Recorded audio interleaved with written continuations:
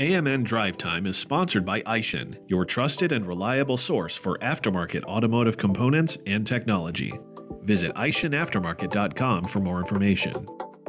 Travis, welcome to AMN Drivetime, sponsored by our good friends at Aishin.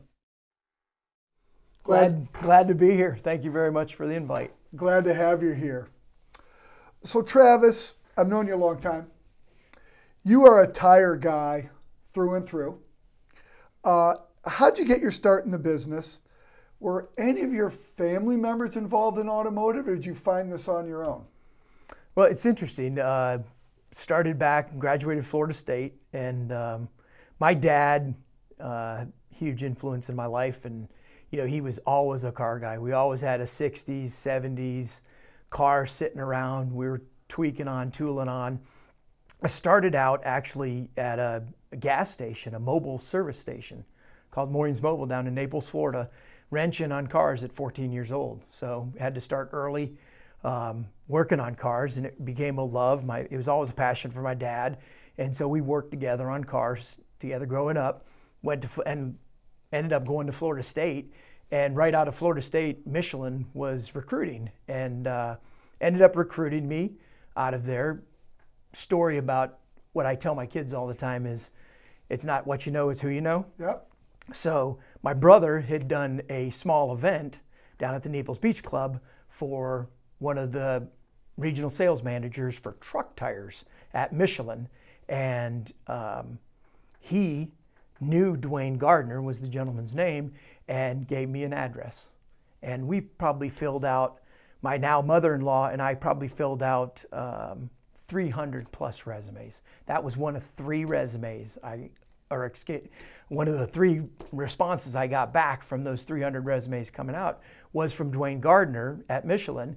And he said, well, if your work ethic's anything like your brother's, I'm going to forward this on to Greenville with my recommendation for an interview. And lo and behold, 32 years later, here I am in the tire business. So it's been a long road. So always an automotive enthusiast growing up, tweaking on cars, wrenching on cars.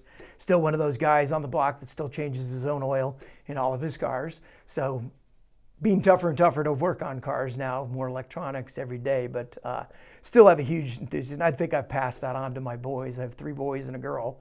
And a couple of my boys are huge automotive enthusiasts, and when they graduate, they're interested in automotive as well. So it's been a love and a passion, and I've always told the boys that, and my daughter, if you find something you're passionate about, you'll never work a day in your life.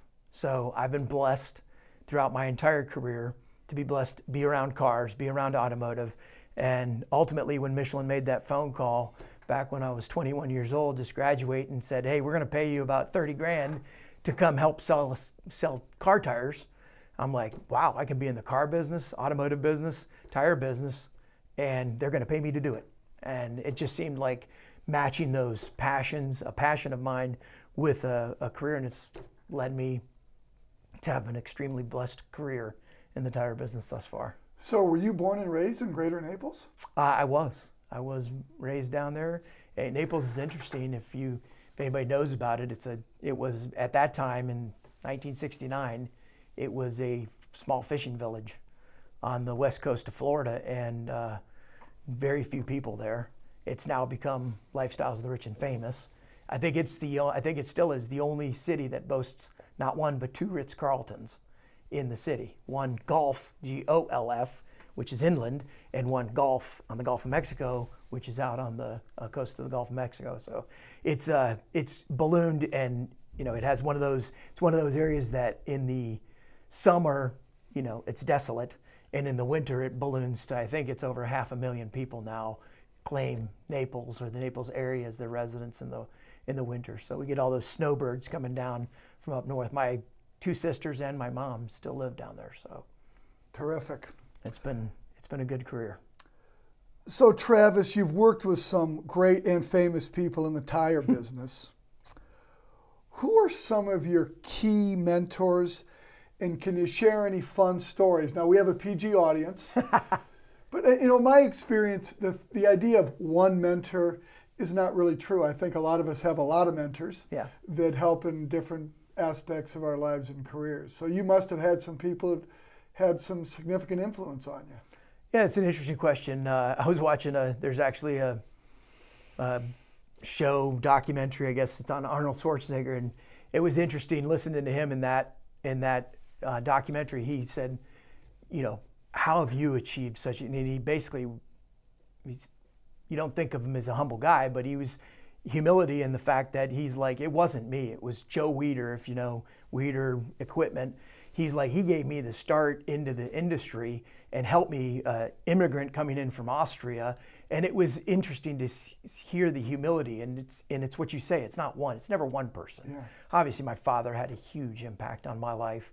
But it's the people that you meet along the way. And this tire business is an incredibly networked industry to be part of. And throughout my career, whether it was at Michelin, Toyo, and now Conti for over 17 years, those people, when we show up at the Gold Trip, they were customers at Michelin, they were customers at Toyo, and now they're customers it's a very interwoven community, very small network and community. And guys like, I hate naming people, but Jerry Tatum at Leet Tire in Petersburg, David and Mike Little at Little Tire up in Fredericksburg. My territory, one of my first territories I had was the state of Virginia. Ron Stone out at Lynchburg Tires. Those guys kind of shaped and taught me that the personable, it was all about people.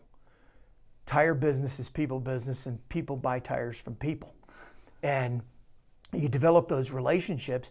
And it was funny, I was telling Maddie, your editor, she was at the Gold Trip this March, and Patrick Little, David Little's son, who was 5 years old when I first met David at Little Tire, is now running the family business at, I think he's 32 or 33 years old now. Right.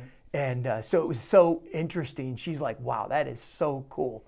You and his dad built this relationship, and now he is running that. So it's really that those guys in that first 5 years and getting me ingrained in the idiosyncrasies of the tire business were guys that I remember. And then you move on through the years at Toyo, and now, Bill Caldwell, the VP of marketing at Continental, we've been together as a team with some other key people on our team now for, gosh, I've been with Bill for, it's probably 14 years like this month. I think he came in July of 2009. He came on board to take the helm at Conti here in the Americas. And so he's been a great sounding board for me, personal as well as professional. And I use mentors. They're gonna help you, coach you, and develop you throughout the years. And I think I've been blessed to be, again, like Schwarzenegger, it's not me, it's the people that you surround yourself. And my team and guys like Brian and other team members, Chuck on my team, and pricing with Bjorn, and all the people that we surround ourselves with make us look great. So if anything I've been accomplished at, it's surrounding myself with awesome people that have helped me accomplish the goals throughout the years. But it's been a blessed trip thus far. It's a tight industry, as you say. My first job out of college was at a Goodyear tire store in Bethlehem, Pennsylvania. There you go. Selling tires and balancing them and changing them and weeding the parking lots. Yep. Right? So I think in my experience, there's kind of flashpoints in careers. Yep. I don't know if it's game-changing, but have you had any flashpoints, game-changing moments in your career as you reflect back? Absolutely. Let's see, that's going to be, I can equate it both personally and professionally. So, and I think they're intertwined. Our work lives are so much of our daily lives and our family life that it's tough to disconnect them. And it's been interesting. The flashpoint, I would say, would have been, there's lots of them, but the big one would have been the move to Conti. So we were out in California with Toyo, and we attended SEMA that year, and came back from SEMA, and my assistant at the time handed me a note, and she said, please don't make this phone call. It was a J.D. Cotter, who's a recruiter at the time, I don't know if they still exist, in Akron, Ohio, right here, that had called, and a tire company in the Southeast was looking for a new head of marketing. The long story short is, a month before SEMA, I traveled out. My father was living at the time in Charleston, South Carolina. So we were a world away, California to Charleston. Yeah, you were. And my son, at the time, he was 5. He and I traveled out there and saw my dad and spent a weekend with my dad, long weekend with my dad. And I got back in the plane. We landed at John Wayne Airport out in Santa Ana, California. And get in the car, and I look at my wife and I say, I just spent a weekend with my dad, and my dad doesn't know my son, and my son doesn't know my dad. And I said, we've got to do something different. We got to move back east. And I would tear up because yeah, right. It's an emotional thing for me. So we literally. Is this your eldest child? Is this your eldest child at the time? And on top of that, my eldest child was born with special needs. Okay. And so he's been a huge thing in my life, right, in our lives. And many of the flashpoints had to do with him. But anyway, he that note shows up on my desk, or is handed me less than 1 month after that. And she said, don't call this guy. Don't call this. She didn't want me to leave Toyo at the time. And we called back, and I said, and unbeknownst at the time, I land at the airport and tell Lisa, we need to move back east. I got to get closer to my dad. Yeah. And it was days later, she hands me this note and says, don't make this phone. Well, I call Randy, was the gentleman's name. I don't remember his last name. At J.D. Cotter, he says, we're recruiting for a head of marketing for a tire company in the Southeast. I'm like, if there's not a God moment, I don't know one stronger than that. And it was one of 2 companies. And yeah, it was either, well, could have been Pirelli, could have been Conti, or could have been Michelin. Yeah, right. And I know it was a Michelin because we weren't going back to Pirelli Michelin. was in Paris, Georgia at the time. Yeah, at the time. No, Rome, they were in Rome, Georgia. Rome, Georgia. Right. And so you get that phone call and make the phone call, and lo and behold, it's Conti. And I'm like, wow, that is crazy. And long story short, that was SEMA time frame. March 06 was my first day on board at Conti there in Charlotte. So we've been blessed with 17 awesome years. We were a 3-hour trip from my dad. I literally would go there at least 2 weekends a month. Nice. Down to see my dad. Had 10 awesome years with my dad. He passed 10 years after that, but incredible time that I wouldn't have changed any of that. And then at the same time, the move from California to Charlotte was for my son, and that's how, when I say career and personal, don't split. The foremost doctor that my son needed at the time just happens to be, you're going to be crazy, happens to be in Charlotte, North Carolina. Specialized he is a ENT plastic surgeon. And my son's issues have everything to do with his facial abnormalities, if you can say that clearly, and all that stuff. So here, lo and behold, we land on the ground, and literally a doctor that travels around the world to do this is headquartered. Dr. David Matthews is in Charlotte, North Carolina, and he has performed 17, 18 surgeries on Casey since moving there. At least the surgery a year on Casey through his care. So it's just been, it's been, people say stars aligned, but I say God's got everything in his hand. So I believe that that's been matched up, and career and family has just been a blessing across the board. And that, talk about a flashpoint in your life, that moment moving me back to Charlotte to take over the helm of the marketing role at Conti, and best thing for my son, and close to my dad. I mean, that's the trifecta, right? What a great story. Travis, about 2 years ago, you guys updated your taglines for General and Conti.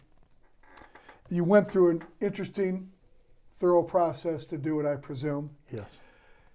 Walk us through the process and the taglines and what it all means to you guys and what it all means for your customers. So yeah, when we talk about these campaigns that we use, we take them very seriously, and we don't change them very often. General was anywhere as possible. And that had about a 10 to 12 year run. And then Conti was for what you do. And at that time, we felt like those had made their run and it was time to change. So I say it got COVIDed. We started the process, I think, in late 19. So we handled an outside company, nothing to do with the tire industry, called Wheel and Cord. And so we had those folks go out, and we had all kinds of stakeholders involved. We asked tire dealers and distributors. We asked some of our direct accounts. We asked consumers. We searched the internet on, I think we checked 7 million strands of blogs and talking about what's the look and feel, what do people think about Conti, what do people think about General, and took all of that, summarized it, and then basically came up with a brief that positions the brand to go after a certain consumers. So they have these archetypes, they're called, and they're different types of consumers that you're targeting. Age, demographic, that type of stuff. So the demographics that we kind of landed on for Conti were the trust but verifies. You have the performance people, which the enthusiasts are up at the top. We know we can go after them. They're very clearly defined. But the trust but verifies are the people that they want to know that their purchase is that they're intuitive about their purchase. And we were talking earlier with the editors about how more involved the consumers become in the tire purchase, because the tire purchase has gone from, say in the last 10 years, it's gone from a $400 or $500 purchase to a $900/$1,000, maybe even a bit over $1,000 purchase. So it's now... It's an SUV or pickup truck tire. I mean, they could be $400 or $500 a throw. A tire. Yes. So it's become a major purchase. Yes, it is. So I think what we saw was a propensity of, I think Brian uses the stats of 86% of people now are doing further investigation online about their tire purchase before they make it. So I think what that has evolved us into is the tagline we ended up on was the smart choice in tires. And so people are doing more investigation. The trust but verifies are for sure looking into the tire purchase. They want to know something about the company. They want to know that the company that they're investing in, this $1,000, that they can be trusted, shockingly. So we wanted a tagline that said, you should be intuitive about how you go about your research, but then once you do the research, you're going to find out that Continental is the smart choice in tires. And that's kind of how it evolved. A lot of investigation. It got, I'll say, I wanted to refrain from using the word, but it got COVIDed. Oh. So we got delayed through 20 and 21. So we were planning to come out earlier with the taglines, but they got delayed by a year. But we finally rolled them out in early 22. And so General was similar. General was a little bit different. We had, everybody always asks, you're over two brands. They're distinctively different. One tier 1, one tier 2, but when you start talking about tiers, consumers get lost. They don't understand tiers the way we do internally inside the industry. So we have a premium brand and a value brand. So going after two different consumers, and one of the people ask, what's the toughest challenge you have is keep the two brands out of each other's hair. So we basically had crafted that Conti was more pass car performance, General was more truck, but we sell a lot of passenger car tires. So anywhere as possible was a tagline or a theme that was very indicative of being light truck oriented, but we sell a lot of passenger cars. So when we investigated General, we wanted to be more holistic to address passenger and light truck, not just light trucks. So when we came up with the tagline, ultimately it was delivers. And so delivers is somewhat generic, but capable of delivering that tagline to a myriad of different consumers. Passenger car, performance, and light truck. So we're now crafting it. It's very versatile. We can craft it to delivers. It's still off-road aggressive, delivers you to your favorite fishing hole or whatever it is, but also can do the daily driver and take mom to drop the kids off at school and go to the grocery store. So it kind of hits the Ultimax RT45 crowd, the G-Max AS07 crowd, and the Grabber ATX, Grabber X3 crowd. So we can go from everything off-road, aggressive off-road, to mom's daily driver and everything in between. So we really wanted to holistically, and we think they both deliver a solid B2C communication to our dealer network and a solid B2B Yes. to the dealer network. I misspoke. B2C with the consumer and Yep. B2B to the dealer. You're making the smart choice either on margin, on performance, or on quality. Yep. And then to the consumer, smart choices. You've done your research. You figured out that you can get a performance quality tire in Continental at a value price. And so that's kind of how we try and position the marketplace to the consumer and to the dealer through our B2B, through you all Got it. messaging. So General, of course, was founded in Akron, Ohio, Yes, sir. right? The O'Neill family. Yep. Many Jerry years. I don't know O'Neill, what yep. year. Jerry O'Neill, right? Yep. Yep. He was quite a character. Quite the character, as I understand. Never had the pleasure of meeting him, unfortunately, but I understand from people still at the company that he was quite the character. I went to grade school with his children. There you go. Yeah, they were all characters. Yes. So, Travis, longtime tire guy, as we talked, what do you see as a few key trends today in the tire business as you look out, not forever, but a couple of years, both from manufacturing as well as retail? I know you're close to a lot of dealers in your whole career, no matter where you've been. What do you see out there coming down the road? And it's hard to predict anything more than a couple, 2-3 years, right? Yeah, right, for sure. Yeah, I think from a manufacturing standpoint, the challenge is employees. I mean, it's the same challenge that every industry is having right now, is finding employees that want to work and do that labor of a manufacturing facility, especially here in the United States. We've tried to move a lot of our manufacturing. We built a brand new plant down in Sumter, South Carolina. We have a plant in Clinton, Mississippi now. And of course, our stalwart plant is in Mount Vernon, Illinois. One of the largest producers, I think, volume-wise, it produces the most tonnage of a plant, combined truck tire and passenger light truck, of any plant in the world. So it's a very large production facility. In Mount Vernon, Illinois. Mount Vernon, Illinois, Yep. which is employing just shy of 4,000 people right now in a small town of Mount Vernon, Illinois, which makes it challenging to begin with. So obviously the technology and stuff is evolving and advancing in the manufacturing facility. So, trying to figure out how to make that all work and get employees that want to come and work. But I think tire technology is full of compromises. As you increase one, you lose in another. Performance and technology there it continues to advance, but I think it's advancing. Mileage is very important to consumers, whereas if you deal with original equipment, rolling resistance and fuel economy are very important to the OEs. So there's a little bit of a pull and tug there. They're looking for one thing, we're looking for another. And I think that's how I think we differ from like Europe, because I think Conti tried to market in the United States like they were marketing in Europe back before I got here. And I think there's evolving consumers. The consumers don't necessarily take their car back to the car dealership.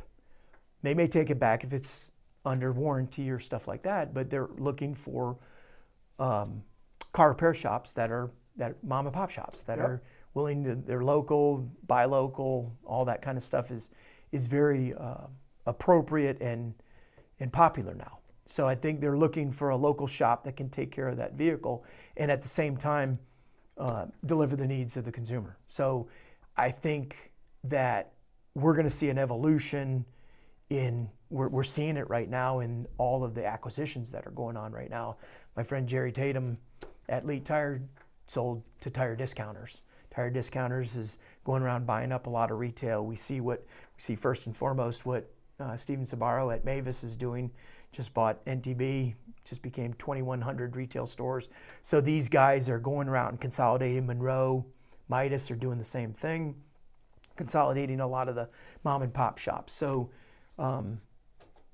it's going to be interesting to see how the independent kind of navigates the next 3 to 5 and how they do. Are they going to get bought up? Or are they going to continue to try and expand in the local market? Because I think there still is that desire to buy local and service out of somebody that shows up at your church or shows up at your local grocery store and you see, hey, it's Bill Babcock, he owns Babcock's Tire and Wheel.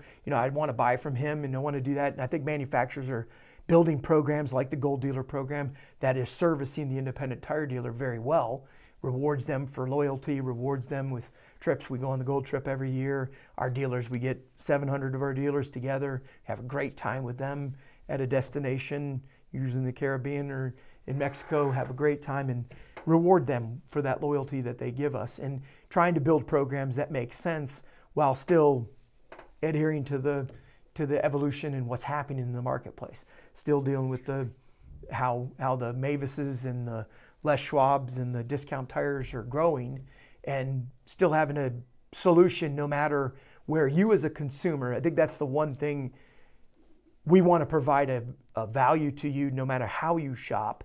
You have an option to buy a Continental or General product no matter how you shop. Whether you want to shop online, which is obviously growing, whether you want to shop in your local market with a Gold Dealer, or where you want to buy from one of the bigger chains around the nation that we have, or a car dealer.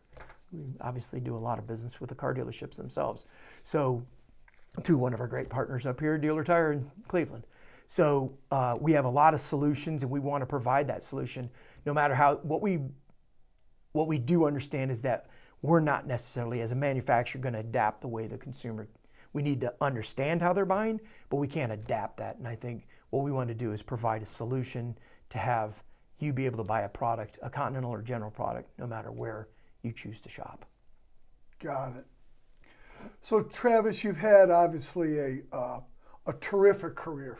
It's been blessed. You've had a great career. I don't know if you can answer this question. Most proud moment? Besides your wife and kids, I would say, it was interesting coming to Continental in general. I spoke earlier about my dad, and I can probably say that, hope nobody at Conti gets offended, but I moved to Conti probably 95% with my heart and 5% with my head.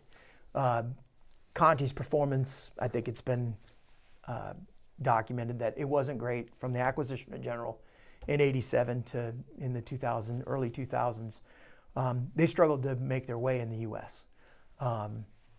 They had hired Alan Hippa was the CFO of Continental AG, the parent company, and Manfred Venemer was the CEO of Continental AG.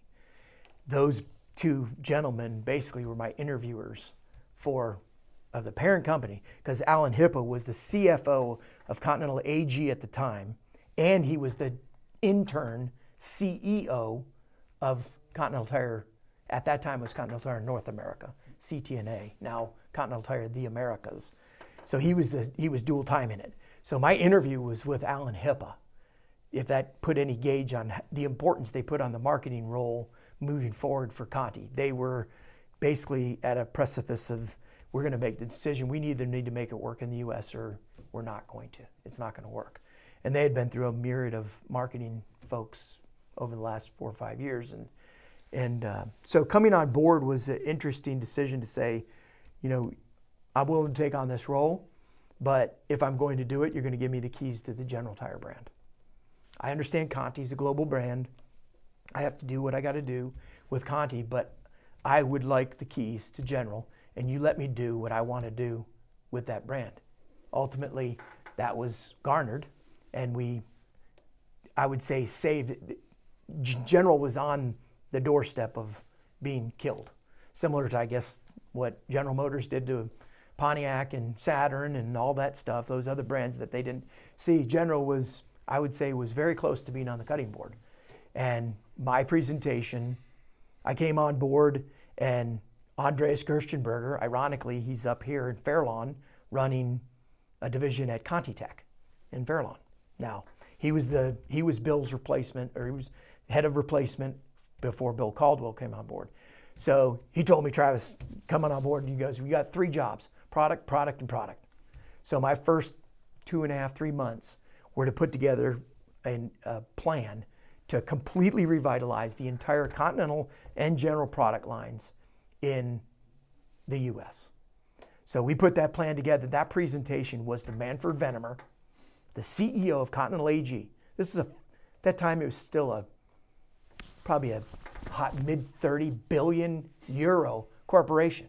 And we were little tiny entity, CTNA in the United States. I'm like, I'm presenting to literally the CEO and head of the board of directors of a multi-billion-dollar corporation. I'm like, what the heck? I'm like, this must be important. And so Alan Hippa and Manfred Venemer and Andres Gershenberger and me. And I'm up in the boardroom on Continental Boulevard next to our plant at that time, back in '06. And I present this presentation to completely revitalize. It was 500, 600, 700 new articles of tires. All get rid of everything we're doing and going after replacement.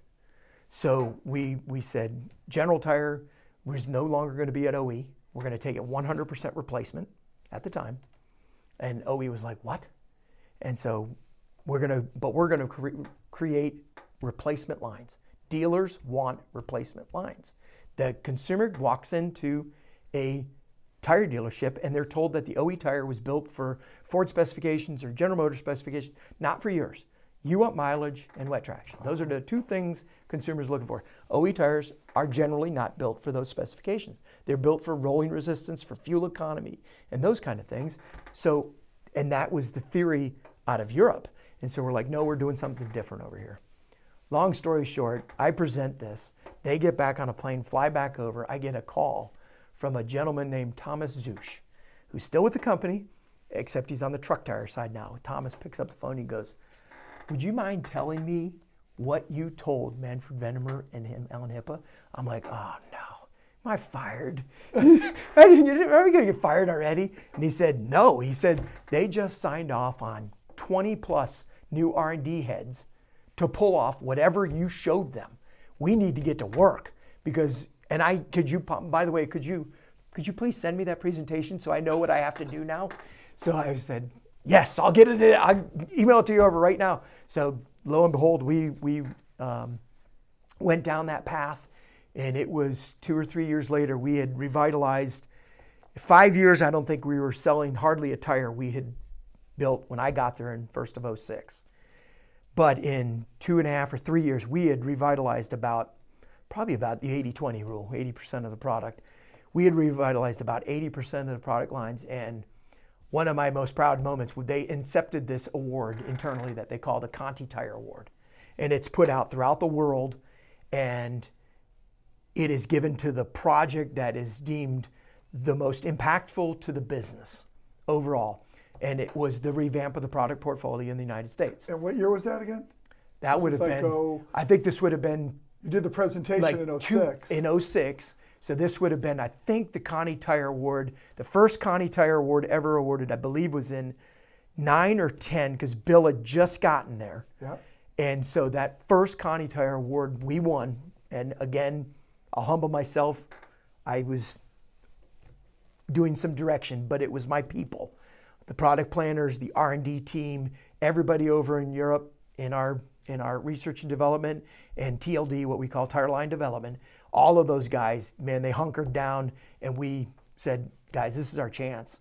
And lo and behold, I mean, we have, without disclosing any financials, we have turned the United States around, and we have made this into a very solid business unit globally for the tire division, for sure. What a great story. So it's been a long road. 17 years seems like it's been about 5, because it's just went so fast. Because when you're product development, especially on the product side, because we're talking about products right now that'll be introduced in 27, 28, 29.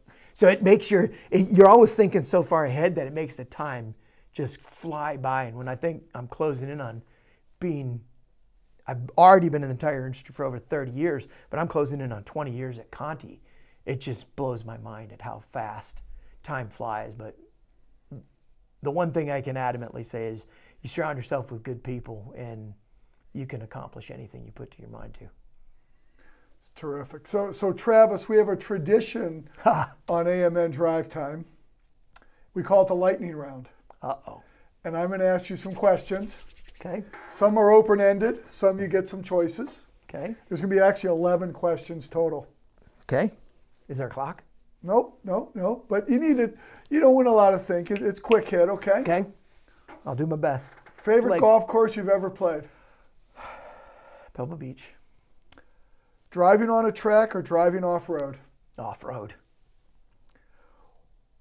Rather watch Major League Soccer or Major League Fishing? Major League Fishing. Coolest ride and drive you've planned? Nemacolin, Pennsylvania. It was the launch of the X3 and the Terrain Contact AT. We literally built, there's two. Nemacolin was one, we built an off-road course, built it. We brought in backhoes and loaders and everything. We built the off-road course there at Nemacolin. It's the owner of the lumber 84 Lumber. Yeah. 84 Lumber owns the whole facility, and we brought all the dealers in there, and we built this off-road course that was unbelievable. He rents it out to this day as a You built it. We built it. He got it, but we also did one down at NOLA in New Orleans, at the NOLA track down there. We built another off-road course. That was for the launch of the ATX. So those two definitely coolest ride and drives. Good golf course at Nemacolin too. Yes, it is. Morning person or night owl? Oh man. Well, now that I bought a farm. A tire guy, you're probably both. Now that I bought a farm, I'm definitely a morning people because I got to be up and feed the horses at 6 in the morning every morning before going to work. And then now I'm a night guy because I like to watch. I generally watch some kind of show or something, or in the middle of the night. I generally shut the TV off about 1 o'clock before I go to bed. Oh my gosh! So I'm a 1 a.m. to 6 a.m. sleeper. Automatic or stick shift? Stick. 100%. Favorite drink? I would say Captain Morgan. Favorite family vacation spot? Our lake house. How many animals do you own? Holy crap. I've heard horses. Just what else you got? And how many total all in? I have 45 to 50 chickens. I have 2 horses, 2 dogs, 3 cats. About to have 2 cattle, 2 steer. And 4 kids. And 4 kids. And sometimes they act more like animals than anyone. Most rewarding part of your job? Watching my people advance and grow in their careers. One thing you're looking forward to before the summer ends? Playing golf at Muirfield. Great to have you on AMN Drivetime, sponsored by Aishan. Thank you, Bill. I appreciate it. That was awesome.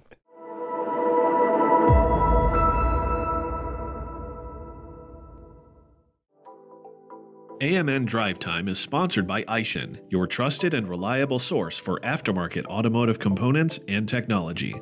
Visit aishanaftermarket.com for more information.